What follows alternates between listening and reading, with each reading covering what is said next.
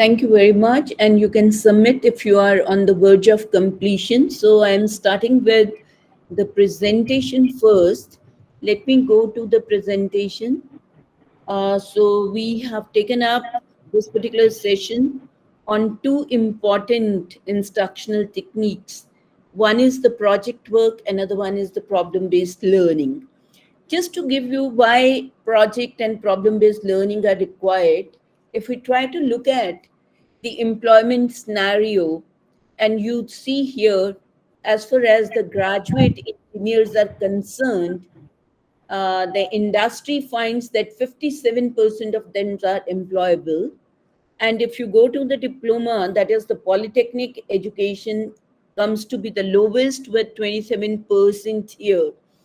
And why this is at the global level also, the employers find it difficult to fill in the vacant position. And 2022-23 survey reported that 77% of the employers face difficulty in filling the vacant positions. And in India, the same percentage is little higher. 80% of the employers said they find it difficult to fill in the vacant positions. And it is not for one particular industry, it is across the industry. And you can see that communication services, energy and utilities, healthcare and life sciences, information technology, customer uh, goods and services, then industrial materials, transport, as well as the not financial and real estate. So all industry, different types of industry, they face difficulty in filling the vacant position. And it has been identified that five topmost soft skills, which include reliability and self-discipline, creativity and originality, critical thinking and analysis, reasoning and problem solving, resilience and adaptability. These skills have been found, not found in the graduates who apply for the various positions. And with respect to the technical skills, these skills are found to be most important for IT and data, engineering, sales and marketing, operations, logistics, customer facing, and things. So these are the five soft skills which are important, and these have been found lacking among our graduates. If this is the scenario, you can see that creativity, critical thinking, and problem solving, which are higher order thinking skills, they are not possessed by the graduates. So, what needs to be changed? You can change the curricula, but unless and until you change the instructional strategies, these skills cannot be developed. And project work and problem based learning, these are two instructional strategies which will help you enhance the creativity, critical thinking, and analysis, as well as problem solving ability among our students. And in knowledge based economy, it is very, very essential for any student to succeed that he needs to possess lifelong learning skills as well as the life-wide learning. Now, there is a difference between lifelong learning and life-wide learning. As you can see, life-wide learning means whatever learning knowledge skills we have acquired, we are able to transfer that knowledge to other contexts and to other disciplines. It is not only application of knowledge in the same domain.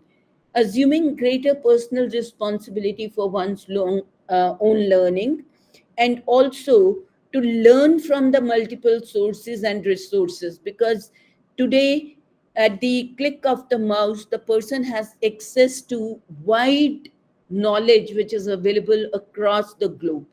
And it is also an era where a person cannot solve complex problems without collaborating with others, because the problems which are faced by the society, they are interdisciplinary or multidisciplinary, or they require the knowledge and skills from the various disciplines. So a person who has acquired mastery in one need to depend upon others, and collective knowledge can lead to the solution of problems.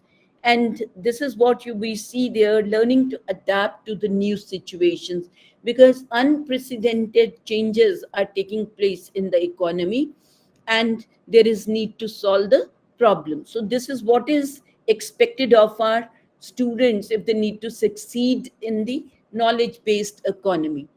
So, project work has been with us since ages, and we have been integrating this into our curricula, whether it is graduate engineer curricula or graduate diploma holder curricula.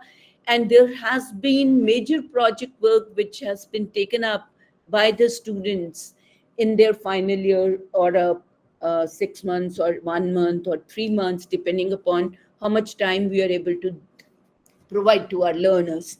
And when we look at project work, it is nothing but extended piece of work, because whatever knowledge and skills the person has acquired, those need to be synthesized, and these need to be applied in a given situation.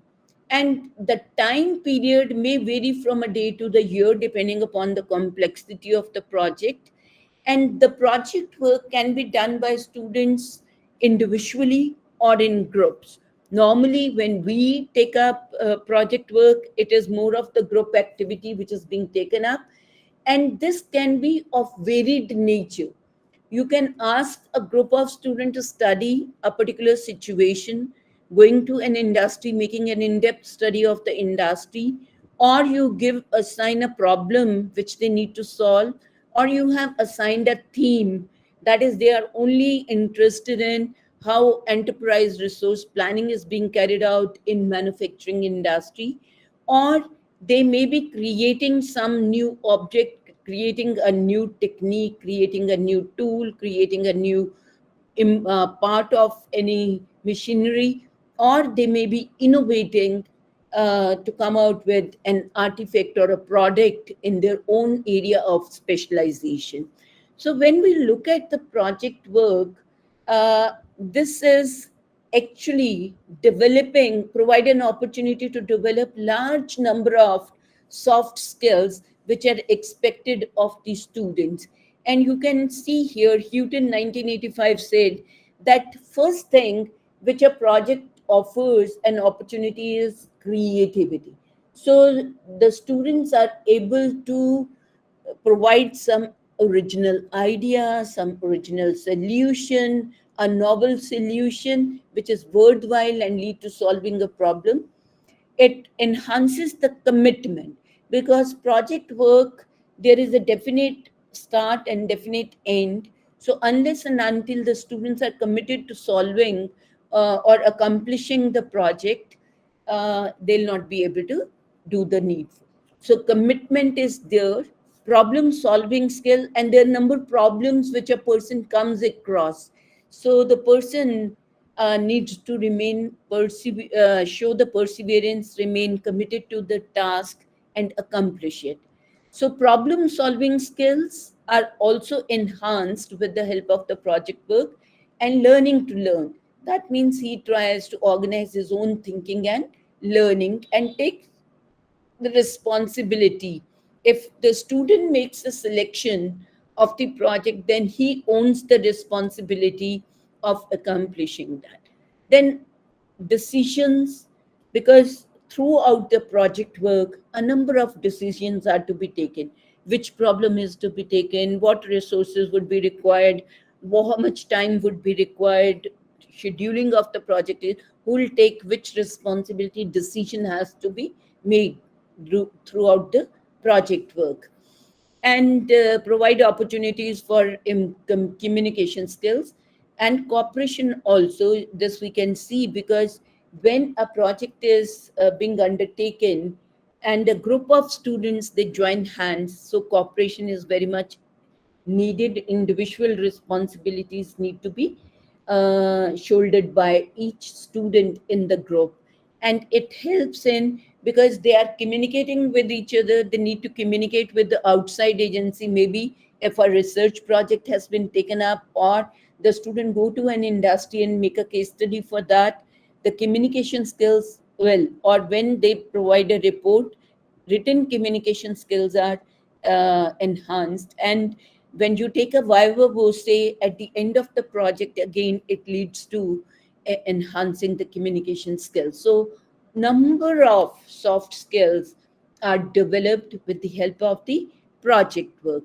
And project work, you can see this is what we have. I have written from the same thing. But if we look at the process, you can see any project work would pass through these different stages. There is a project planning, which is project identification, project methodology is taken care of, project scheduling is carried out, and then the project is implemented. So, project planning leading to the design steps where you require the resources, you prepare the schedule, you assign the individual responsibilities, and then project is implemented, and completion of the project with facilitation. Who does the facilitation? The teacher, or if the industry project is there, then industrial expert is facilitating the accomplishment of the project by the group of students, and there is availability or accessibility of the teacher or the industry expert, and they are responsible for monitoring the progress as well as providing inputs at various stages of the project. Then, after the project is implemented, the project report is prepared by the group of students, and then the evaluation. These are the normal.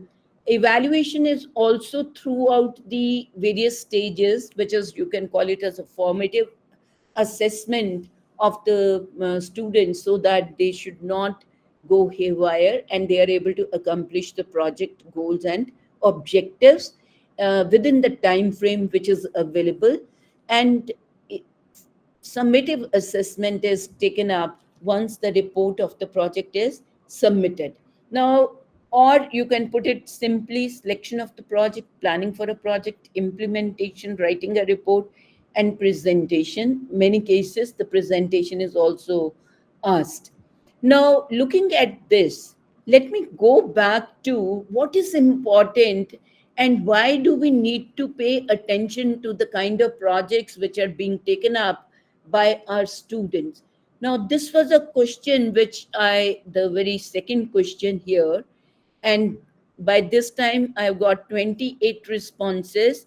So we can look at the summary. Project work minor, major. Only 18% of you say you are involved. Five people have said that you assign major project work. Maybe you are not dealing with final year. That may be the reason. So you are not involved, but those who are involved in teaching the students of final year, they must be assigning the project work major. Project minor, 36% of you have said that you are assigning minor project work to the student. My question to the house is, anybody who would like to share, those who have said they are using minor project work, what kind of minor work, project work is being assigned to the students? Over to the audience members. Yes, ma'am. Example. Ji, Ji, please, over to you, sir. Can I give? हाँ जी, For please example, बोलिए I am please. teaching physics. Right. In first year physics, there is one practical named Tarzan pendulum. Okay. This is something manual experiment. But I used to give a different title that's called electronic Tarzan pendulum. So something implementing yes, a topic from the syllabus that is dealing on coming under semiconductor and including in this general experiment Tarzan pendulum. So actually the student has to do the Tarzan pendulum, that is completely manual work one. But I will give a Okay. project some coupling with some Hall effect in physics. There is some Hall effect. So that comes under semiconductor physics.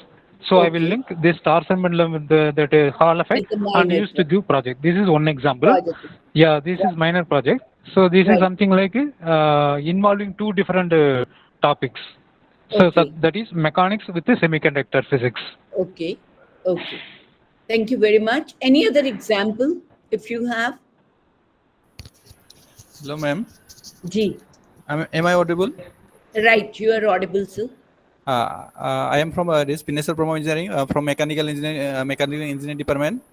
Right. So when I told this theory of machine subject, we have Mhm. in the syllabus this kinematics of Mhm. this Dynamic. mechanisms. Mhm. In that, what we do, we tell the students to make the mechanisms by their own to make Okay. more understanding about this theory related to the mechanisms of like 4 bar mechanism that Okay. we Okay. So there can be any other person from civil or electrical would like to reply if you are providing minor project work. Now, say for example, you are starting to teach timber, right? And many times different types of timber they are taught to the learners. Why to teach timber? Ask the students go to the timber market, select a sample of the various timbers, come back, have interview with the people who are there, then come back to the class, then they should consolidate the information gathered from the various sources, and then they provide you the different types of timber, the different types of characteristics and the prices, and so on. This is a small project work which may be one day, because in timber market the samples would be available. Think of the electrical engineering where you're teaching about switches, wires, etc., etc. Ask the students go to the electrical market, get the information, go to different shops, get the information, consolidate that information, coming back to the school and college and present it. Now, this is a minor example of a minor project. You can think of number of areas where such minor projects can be added into your day-to-day teaching, which provides hands-on experience. And once the students have gathered the information, collated the information in the class, and had discussion with other members in the class, then they are having enormous information, and this kind of information will be retained for a longer period of time rather than a teacher giving a lecture or reading a textbook to understand these things. Now, when it comes to the problem based learning, I have my own doubts. How many of you are able to utilize the problem based learning? But here I find 67% of the faculty have said they use problem based learning. Now, my question to the faculty is, how do you differentiate between a project based work and a project problem based learning? Over to the audience members. G. 67% of you have said that you use problem based learning. My question to you is, how do you differentiate between project work and problem based learning? Over to the members. Madam, actually, it comes in the syllabus itself, madam. When we teach theory, Syllabus. we have to include problems also. While solving the problem, students may be What kind of understanding problem? reality of What kind of something. problem? So Sir, in physics, problem each based, and every topic we have to include problem. Hmm. नहीं नहीं, problem तो Actually, आती है, tell, but yes, madam. Problem based learning जब कहते हैं तो it is not simply inclusion of a problem. How it differentiate, how No, you no, that differentiate also give that also. Hmm. from the project work? दोनों में अंतर क्या है, project work और प्रॉब्लम बेस्ड लर्निंग में? How would you like to Yes, differentiate? problem-based learning means there may be, yeah, it is Hmm. not the simple syllabus-oriented problems. Maybe real-time problems you might be meaning, madam. Hmm. What Right. is it? Syllabus-oriented problems or real-time life-oriented problem? So which Okay. one you are telling, madam? So you are talking in terms of problem based learning are real life based problems, which are Real life real life problem-based, problems, which you which are are telling? complex, Hmm. which are ill structured. If you are including that, only one response. What about others? 67% of you have said that you utilize problem based learning. Anji, any other response? Okay, chalo, first we complete the project work and then we come to the problem-based Madam, learning. And madam, I will ask one more question, madam. G, G. How project, how your project, Hmm. what is the origin for your project? I think it's a problem. Uh, The n- origin for your the- project must be a problem. no, no, not essential, not essential. Say, for example, project can Ah, also be a case study of manufacturing industry, right? There is ah, no problem. ah. But you Oh, would like to orient the oh, students what exactly goes into the industry. Or there may okay. not be a problem. You ask the student to Hmm. design an engine Okay. of the given Okay. specification, right? Or you ask the Oh, person that you have all the various parts of the air conditioner, very, say, diploma holder. Now they are assembling all the parts and making a air conditioner. That may be a project, an artifact or a yeah. product is there.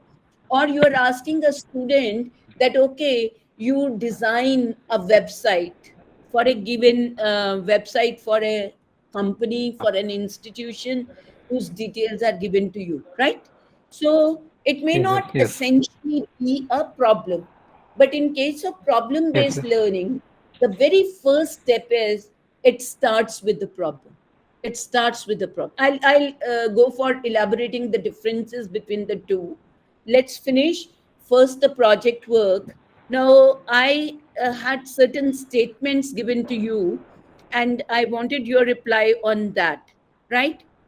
Now, the problem we are facing in the existing system is when we talk in terms of the projects, though 21 out of the 33, so two-thirds of the people have already said that it is, they are novel.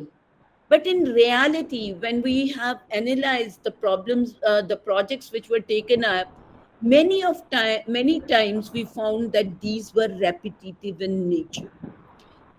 Over the years, the same project is being taken up by the students. They are not novel.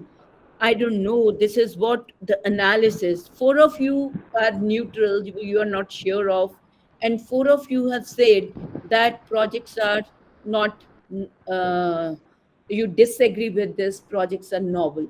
So, my analysis says most of the projects are not novel in nature. They're worthwhile, okay? Worthwhile either to the individual or to the institution or to the industry or the society. So, if we can think of the projects, the individual is likely to benefit irrespective of whether it is worthwhile for the institution, organization, or the society. But it is going to be worthwhile because a student is going to acquire number of capabilities. But the project needs to be worthwhile for the institution which is providing the resources or which is putting in effort.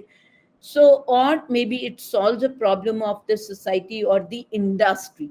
So if it is, we can, so selection of the project is to be made in such a manner that it has some utility for the institution, for the organization. Why I'm referring, we have taken up a case study of YMCA Faridabad, and we interviewed people who were in the industry at the level of the CEO, and we could interview them. And one of them made a very significant remark.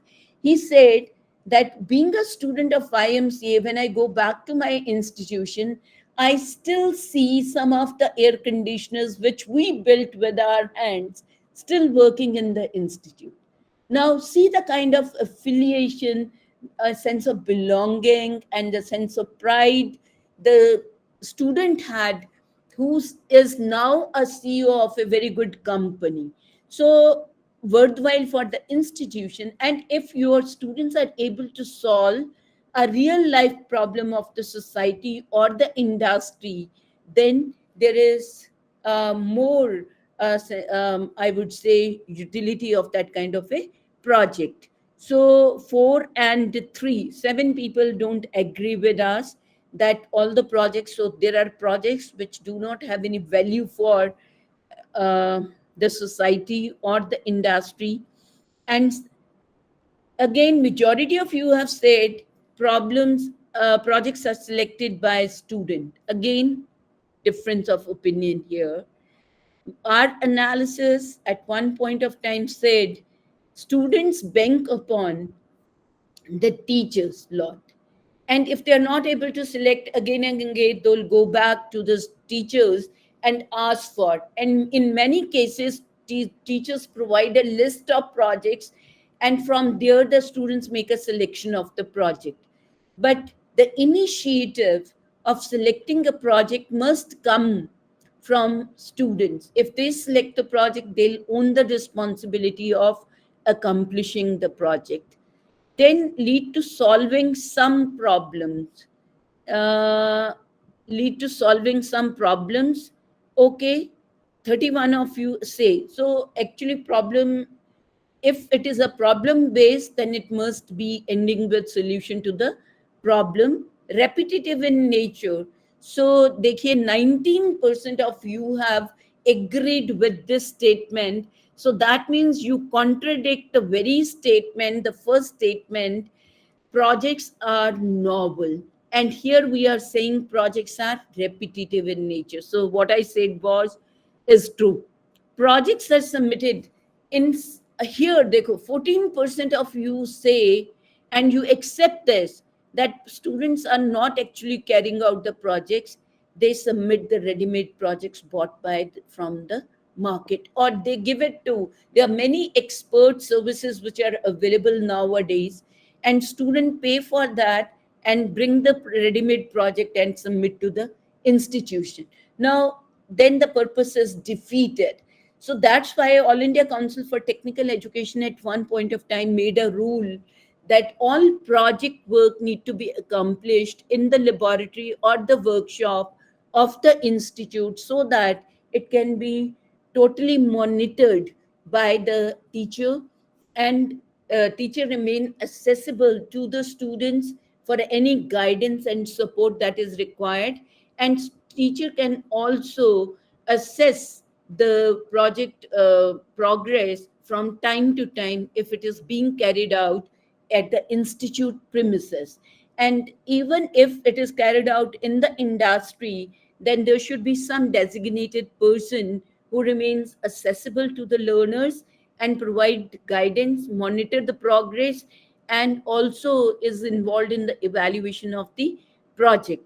And teacher can make 2 to 3 visits. So teachers have been doing in certain institutions, teachers have been visiting the industry, and industrial project has been taken up by the students. I think it is very, very essential if industry welcomes the students and assign their problems to the learners as project. There are a lot of learning that takes place, and there is transfer of learning from learning place to the workplace.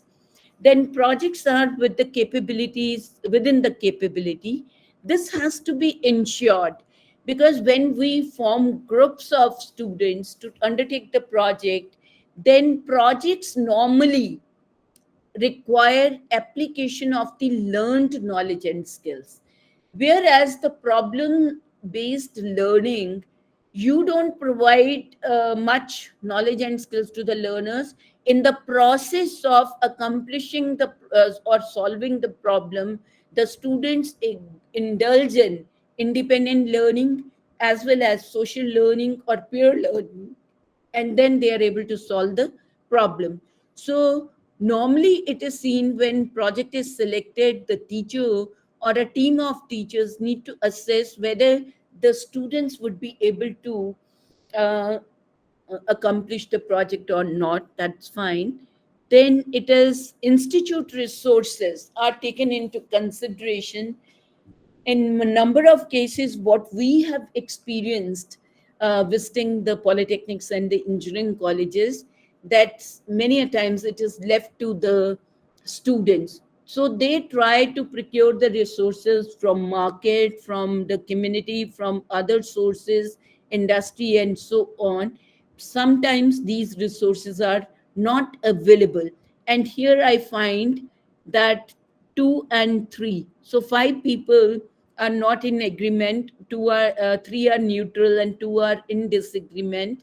but majority of you say 25 of you. So 8 log hone chahiye the. Some people have left this question unmarked, but 25. So majority of you say that it is taken. So while selecting the project, it has to be seen that the resources which would be required are available in the laboratories and the workshop, and there is no, or if that is not available, then resources need to be made accessible from the industry or the society.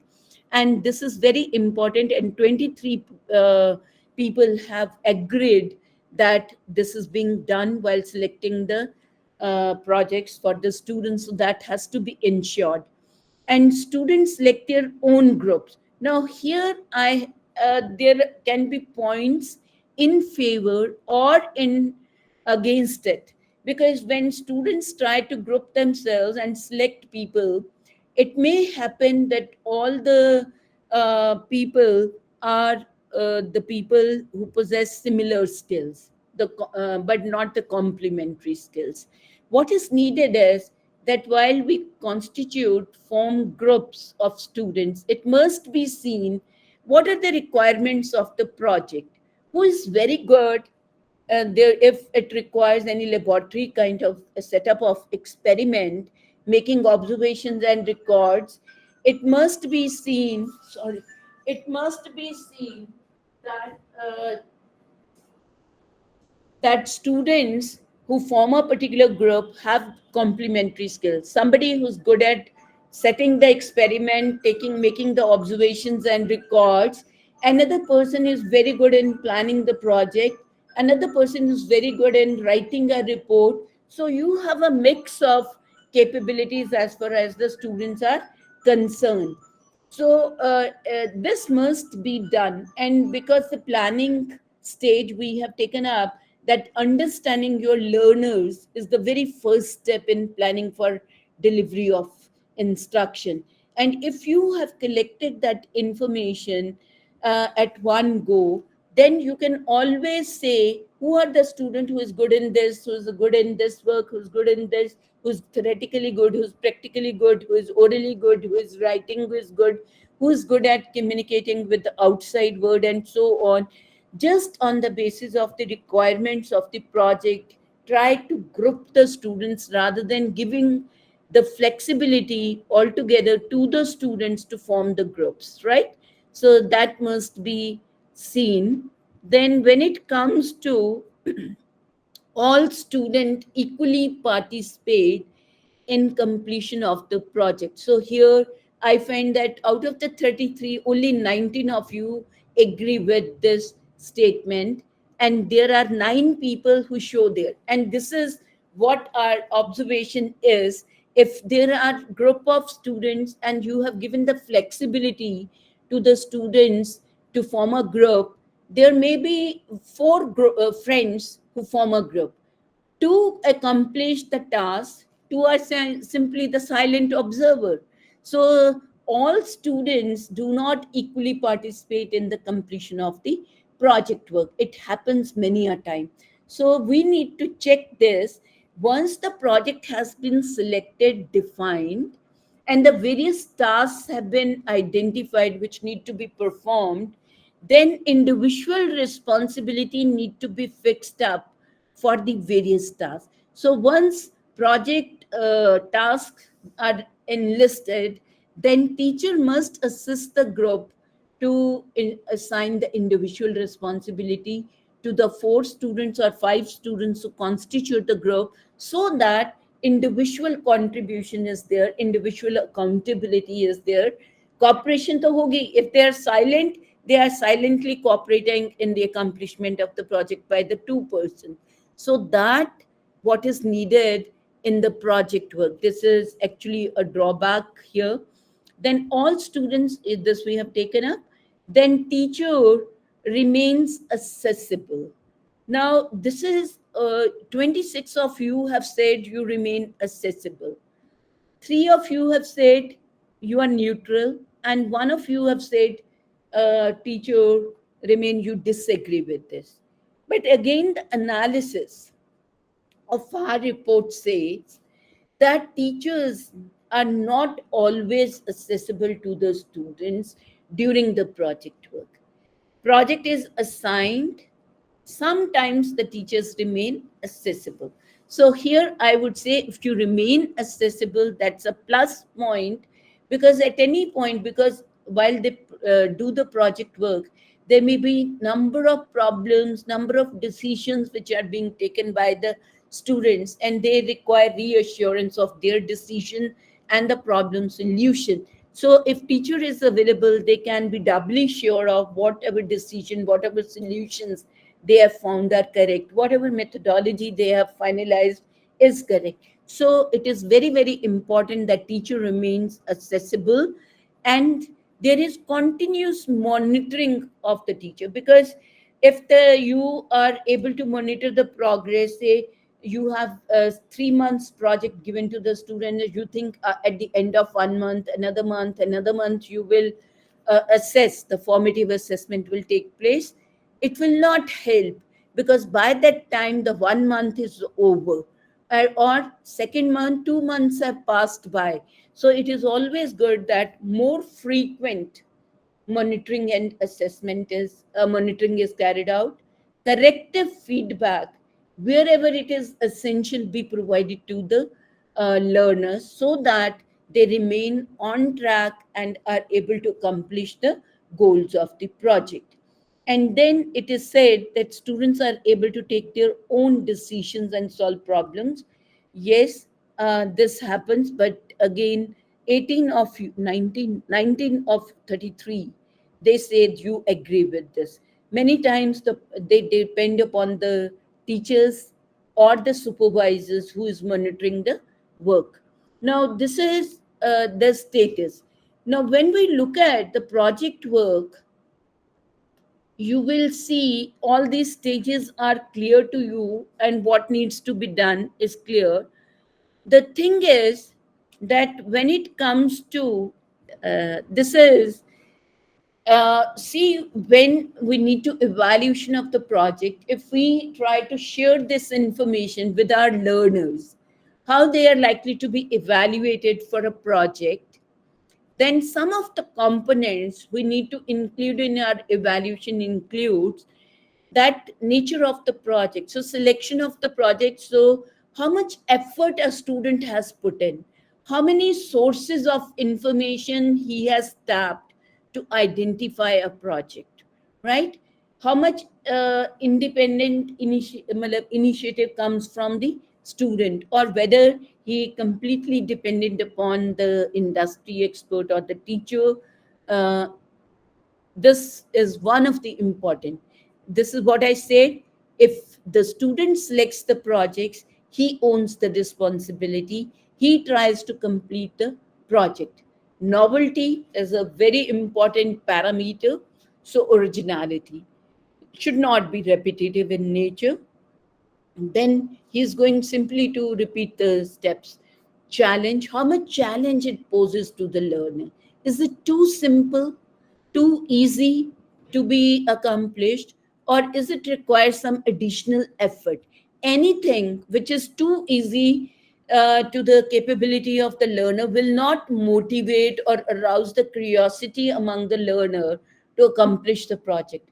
If it throws certain challenge, then the student is certainly be motivated to take up the project. So another parameter is the feasibility. The project which has been, can it be, is it implementable?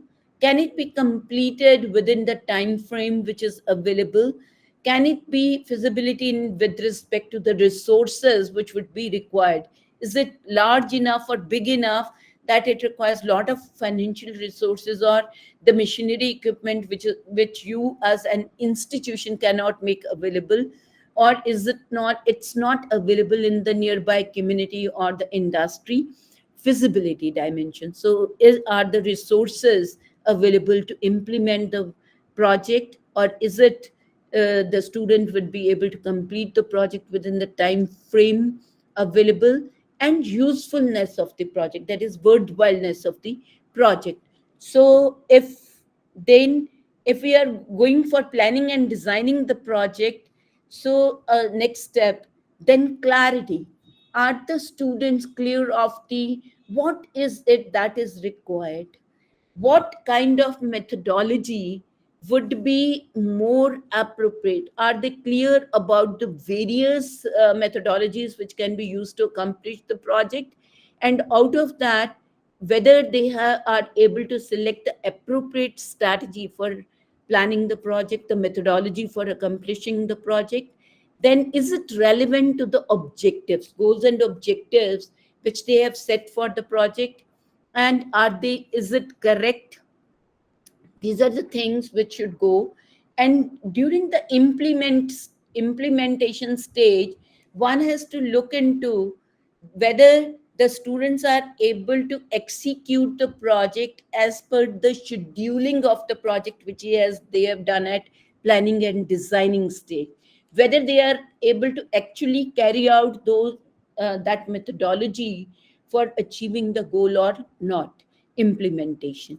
Then at the implementation stage, what you need to evaluate is the ability to execute the various steps. I think I missed that detailing. So then the problem solving, the decision making, the cooperation, the individual accomplishment of individual responsibilities, and then monitoring. At the monitoring stage, facilitating learning and coaching the student becomes important if there is need to. Then this is very important that evaluation is of the process. That means throughout the various stages, the teacher is one component. Let me just go back to where I have taken your opinion, how you evaluate your students. And here, who evaluates the project work? Uh, Now here, 30 individuals out of the 33 says that you evaluate, right? Industry expert is involved in evaluation, 49% of you say. Peer evaluation, 22%. Society, only 3% of you. I would say when it comes to the evaluation of the project, the teacher is one component, right? But when you are thinking of individual contribution made by the students, that cooperation which has been extended by the student, the in the various processes, what has been the individual contribution, how actively the student participated in the planning process, methodology process, you are not the one who will be able to judge. It will be the peers who will be able to judge better. So peer evaluation becomes very important whenever we assign any task to our students in a group, whether it's a project, whether it's a problem-based learning. Peer evaluation is important component. Ability to work in teams, ability to cooperate, ability to participate in group discussion, all this becomes a part of peer evaluation, and teacher evaluation can supplement based upon. There can also be self evaluation, which I think I missed here, a component that you can ask the student to evaluate himself, peers can evaluate, and then it may be supplemented by the teacher evaluation. If the project is being carried out in the industry, then industry expert involvement can be there.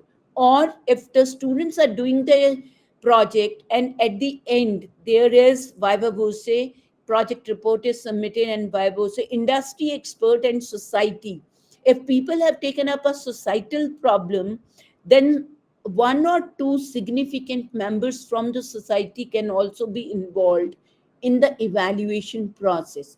Industry, if industry relevant, because ultimately the student is going to work in industry, so industry expert can always be involved in the process of evaluating the project work.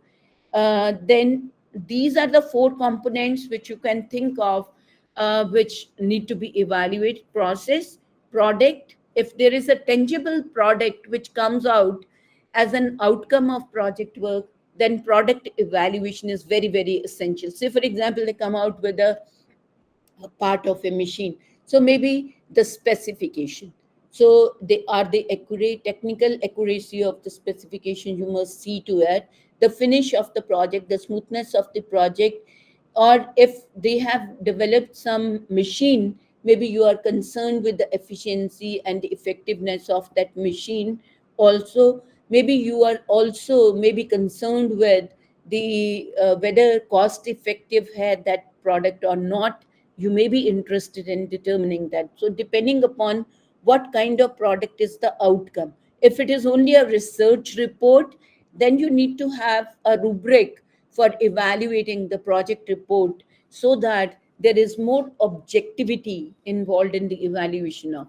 And general behavior, we all say, is to be where you are assessing communication, cooperation, critical thinking, participation in decision making, group discussions. And so this is punctuality, or regularity in, or commitment to the work. All these are part of your general behavior. Whether the person is able to take the safety precaution is a part of general behavior. Then the presentation, that is viva voce, needs to be carried out. So for all these, I would say general behavior, presentation, viva voce. If we are product evaluation, if we have rubrics, it will be very easy for us to have objective evaluation of the project. Now I switch over to problem based learning. Why problem based learning? What is the necessity of problem based learning? So as I said in the beginning, that we are living in a age which is where unprecedented changes in knowledge, technology, social cultural milieu are taking place. So we are living in a volatile world, with, where there's a lot of uncertainty. You cannot predict what is going to happen tomorrow. It is very complex. Any issue which you take into consideration is affected by a number of factors.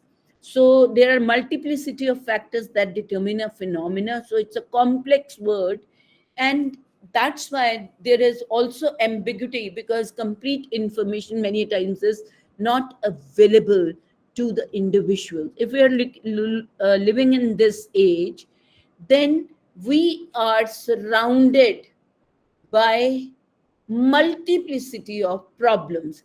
And if you have idea of, then you must be familiar with this SDGs, which I wanted to integrate earlier, but let's. So there are 17 sustainable development goals which have been set by the United Nations, and we have also ascribed to these sustainable development goals. And these are challenges posed to the society, and these are very complex issues. We say, for example, poverty. Now, this is a very, very complex thing. Why poverty? Is it on account of the population? Is it on account of the low education which is being provided to the student? Is it on account of the low quality of education? Is it on account of the limited number of the industries in the economy? Are we not able to keep pace with the technological developments? And or is it something which is related or built up in our social and cultural milieu? There is diversity, and the people who are there, they don't want to leave their original places, remain within their own professions, which have been their occupations, which have been pursued for generations together. What are, well, it's a very complex, and to deal with poverty issues, there is no one simple solution which can be provided. Go to the, if you go to the, say, quality education, we take up. Quality education, again, we have been hammering around, and national education policy has made so many recommendations to bring changes in the quality of education. But again, we have to see, because it is not one. We know that quality depends upon the learners, quality depends upon the resources, quality depends upon the faculty, quality depends upon the region and the culture where the educational institution is, what are the norms there. Quality also depends upon the kind of management and the management vision and mission. So many things, or quality depends upon the kind of competitiveness we have in the field and so on. So what is it? Quality depends upon how the people within the system have been trained by the education system which they have been a part of. It's a very, very complex thing which cannot be, again, there's no one answer. Likewise, all the 17 SDGs, if we talk in terms of the water, energy, or we talk in terms of the environmental pollution and so on, these are all complex issues.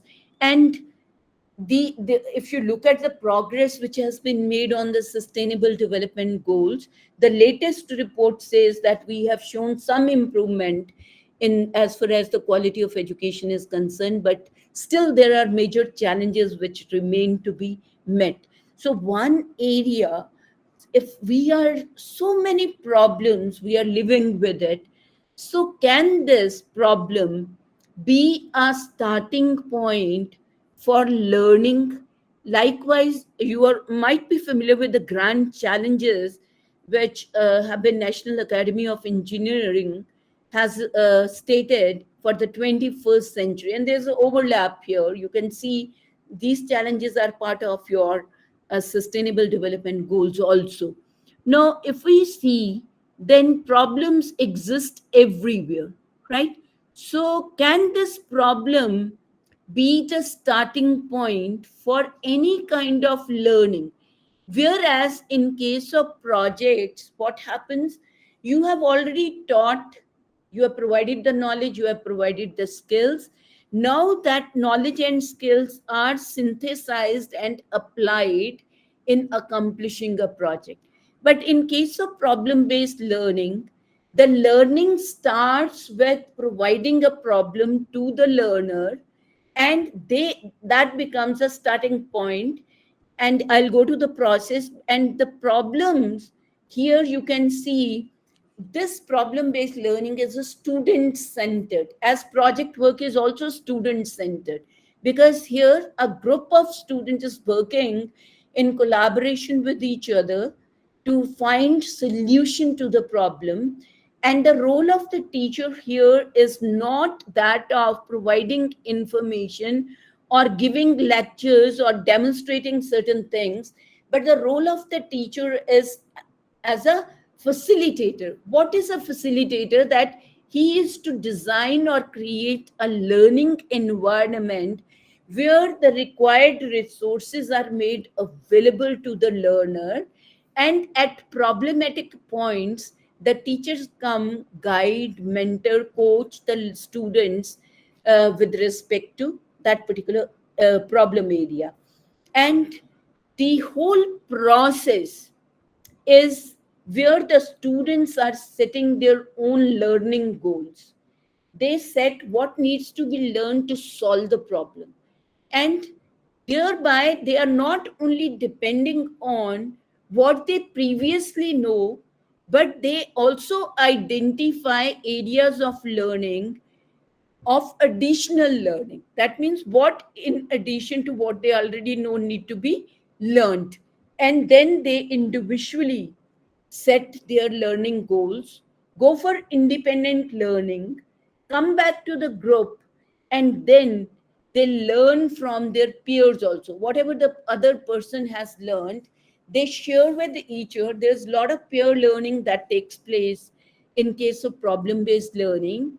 And then they try to uh, define the problem, analyze the problem, define the problem, select, generate various alternate solution. Then they select the most potential solution to the problem and provide that design to the teacher. So it ends with the providing a solution designed for the problem.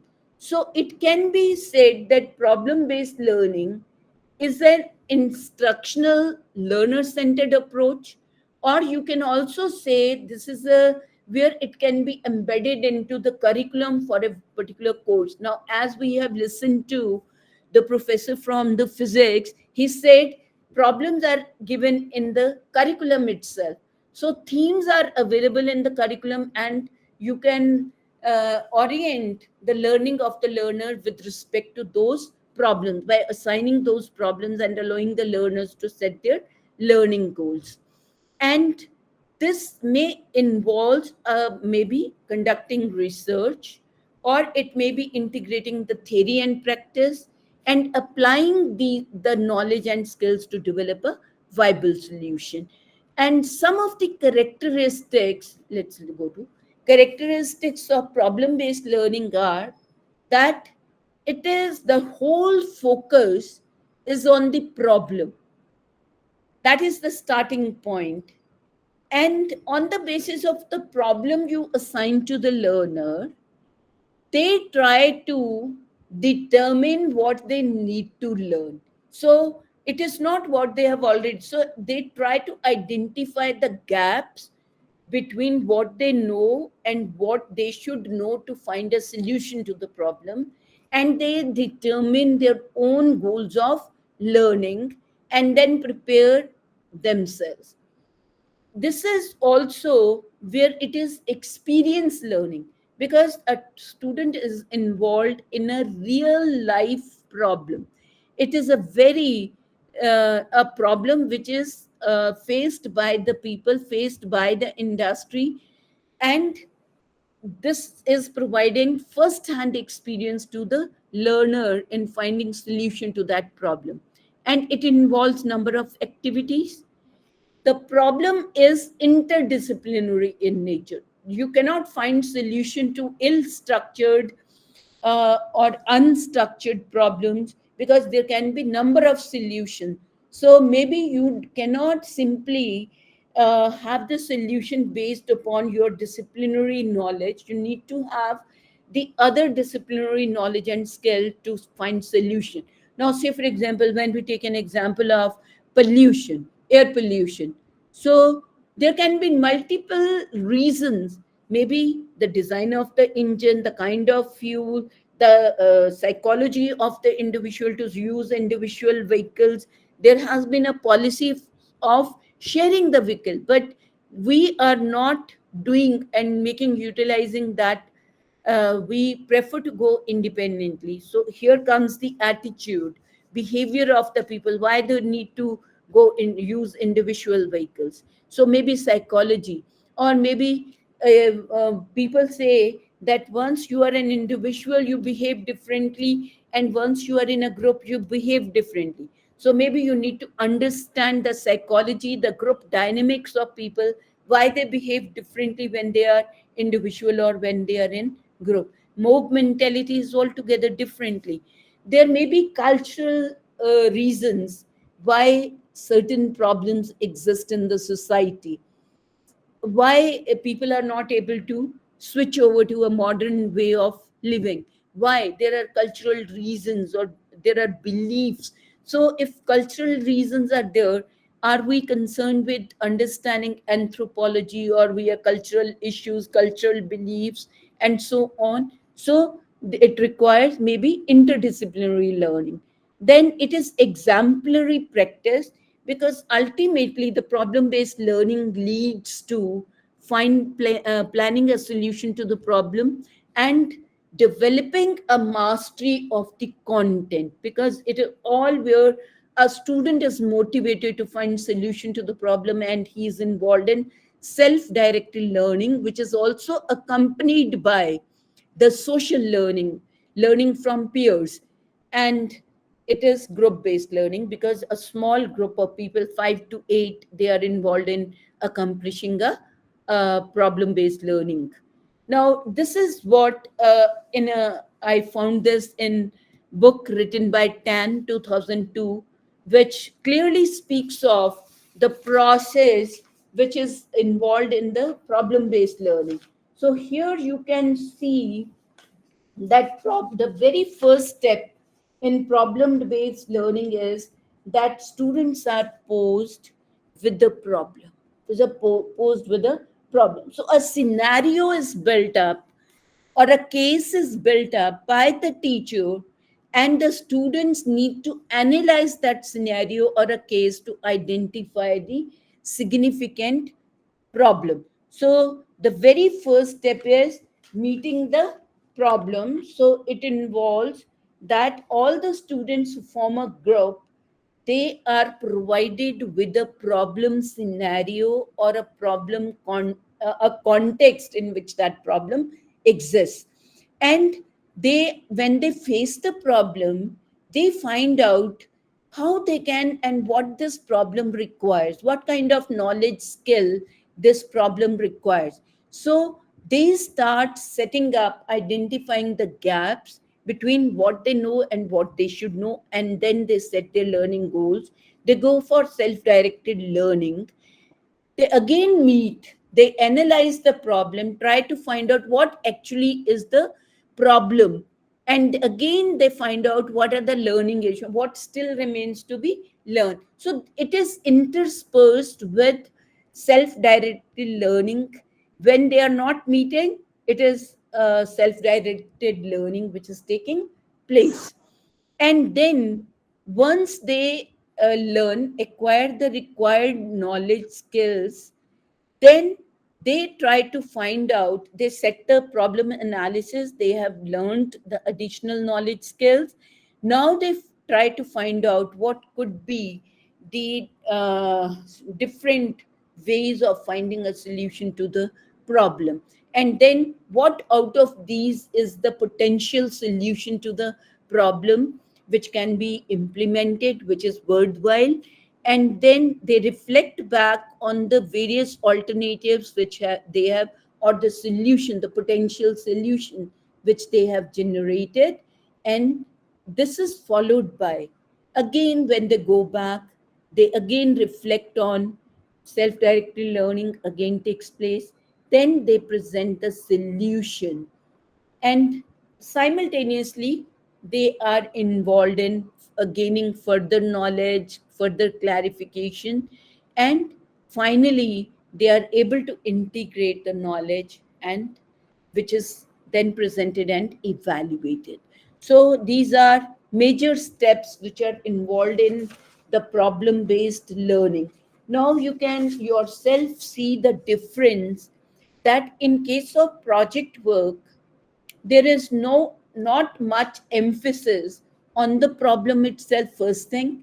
Second, there is not, that project work is not interspersed with self direct learning, whereas problem based learning is promoting, encouraging self directed learning as well as the peer learning. Because when they are alone going back, they are indulging into self directed learning. When they are meeting, they are indulging into peer learning, peer teaching, or whenever they are discussing, there is social learning which is taking place among the individuals. So, and this ends with, when we talk in problem based learning, there is no tangible outcome of that problem based learning.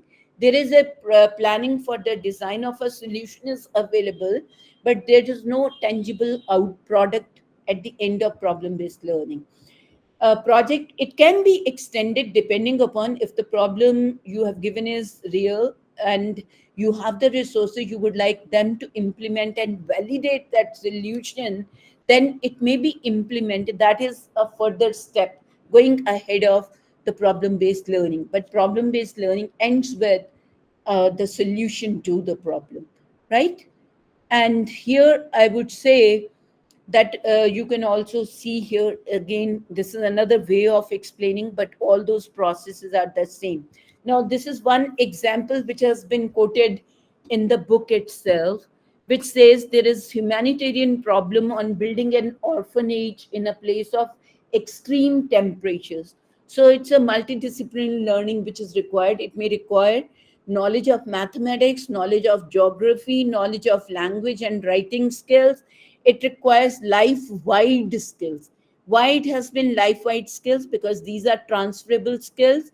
Teamwork skills are needed, project management skills are needed, self-directed learning or information mining and communication skills are very, very important here. Then you can see that what is required, the knowledge of science is also required, because it is written that building an orphanage in a place of extreme temperature.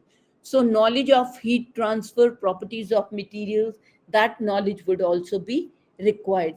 So, here you can see, if you can think of problems in your own area, I'm very sure the SDGs which are there, they from there you can pick up the various problems. AICT started with hackathon, and there are a number of problems which are faced by the industry, the real problems. They can become the basis as a starting point for problem based learning.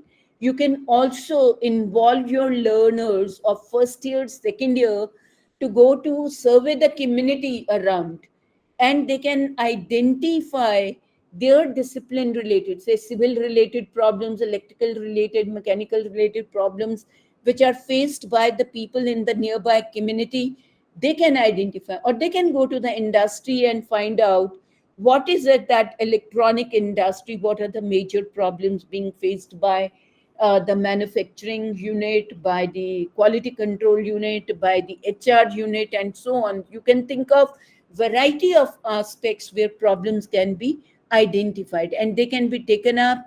From there, a bank of problems can be created, or you can enhance your interaction with the industry and the community in the institutions, and then you can you the students can have the problems. Banks, many of the institutions sometimes show the banks, um problem banks on their websites also, and there people can collaborate to take up the problem based learning. Here, when it comes to problem based learnings, what has happened? How many? So many responses. Oh, I made a diff. Now here, when you look at this one, uh, problems are interdisciplinary in nature. So students are involved in group discussion. This is the one. Problems are only 6%, 8% of you have said problems are interdisciplinary. But what happens in problem based learning, we are talking in terms of ill structured, complex problem. So they are likely to be interdisciplinary. They are not discipline specific problems. When you look at the second one, problems are complex. Only 3% of you have said they are complex. But all problems which are part of PBL are complex. They need to be complex. Otherwise, they are not good to be for the learning. Then students set their own learning goals. Only 8% of you are flouting the assumption of PBL, because PBL, the teacher is not going to provide instructions on the concepts, theories, models which are required for learning, for solving a problem. So what is needed is on the problem scenario is to be built and written in such a manner that it brings to the light what knowledge skills would be required to find a solution to the problem.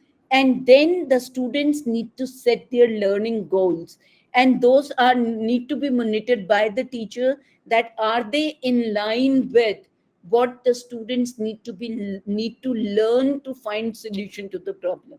So student teacher has to be play an important role in finding out the relevance of the goals of learning set by the students. Students are involved in, again, 8% of you have said, but PBL, it is all 100% the goals are set for learning by the students. Then students are involved in group discussion, 32% of you, but it's all a process of group discussion, because whenever the group meets, it's a discussion which is taking place on the problem analysis, problem identification, problem knowledge, a problem methodology, finding a solution, generating alternate solutions, all group which is involved in discussion. Then there is collaborative learning. Why only 18, 16% of you? 100% should agree it's an collaborative learning approach. people with different knowledge skills can join together. Then problems are real life problems, only 10%. So here I would say problems can be simulated, hypothetical, but they need to be as close to the real problem as can be. So you should think in, if there is, you cannot actually involve your student in a real life, can you have a hypothetical or simulated problem which is very close to the real one? That you need to see. Leads to solution of the real life problem.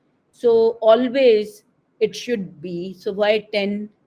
So people are not clear about problem based learning. That was my fear, and that is.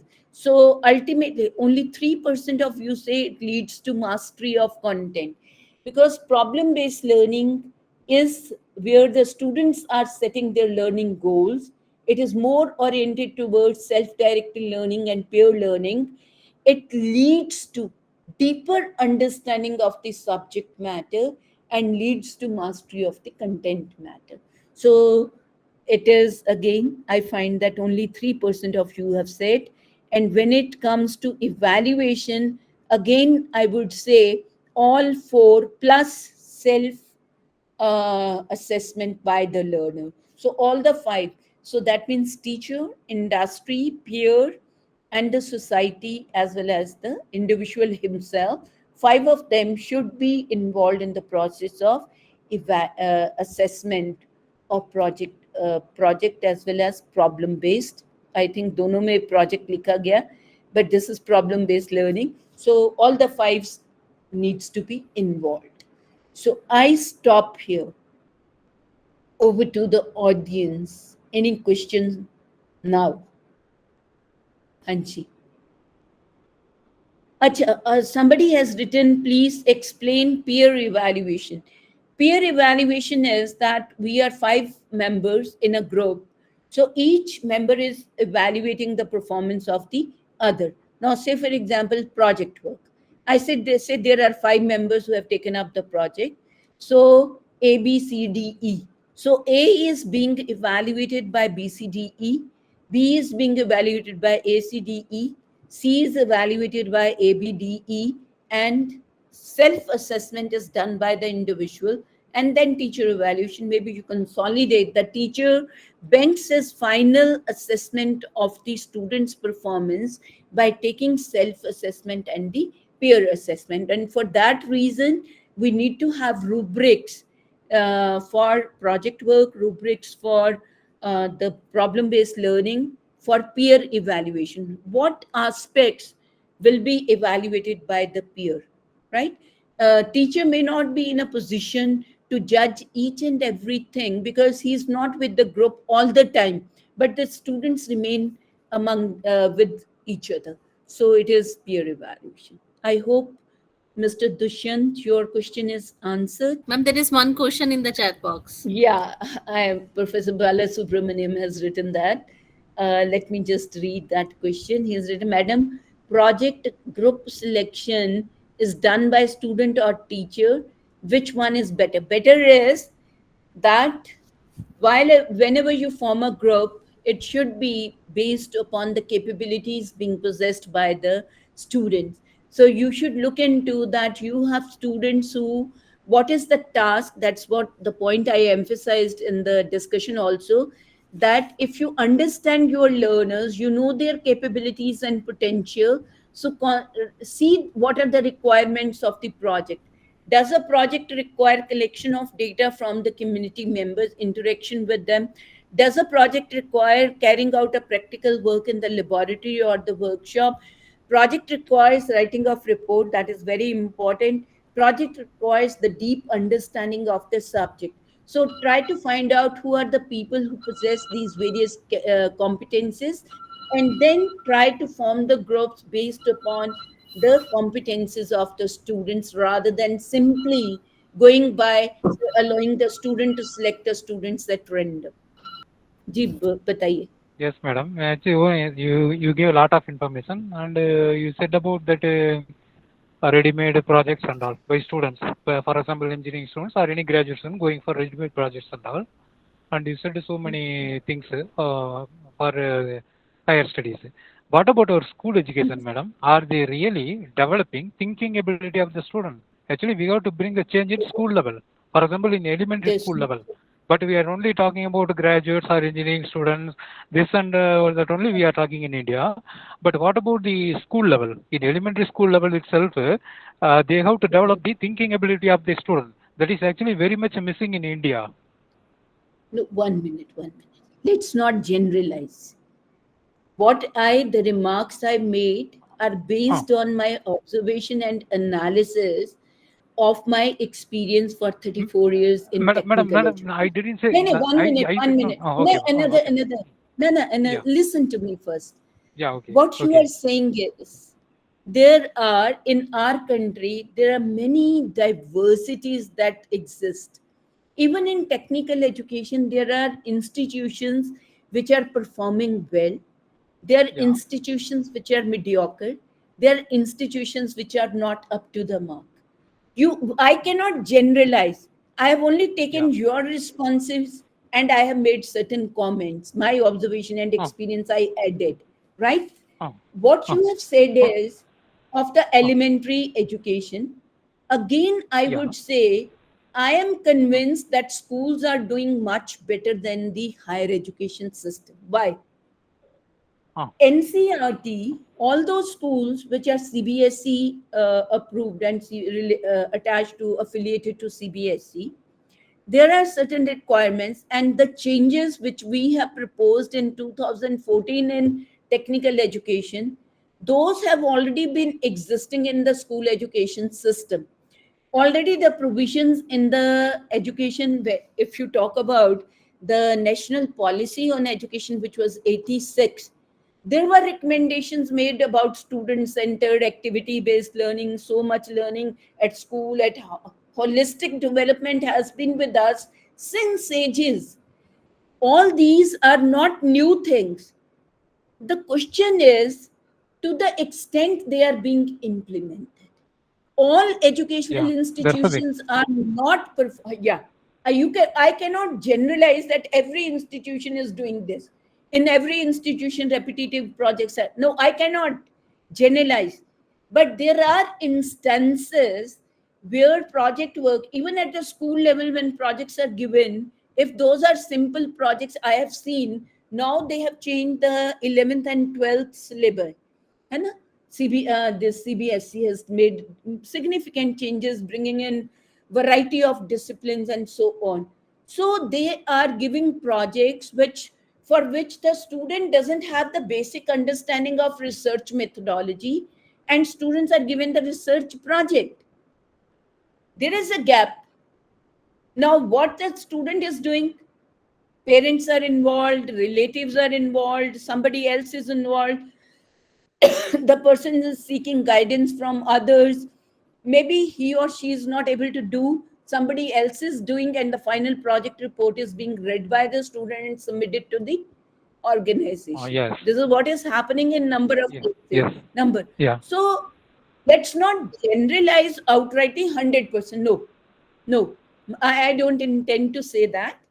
If I have communicated that, I'm sorry for that. But it is that in many cases, this is happening. The project work has drawbacks.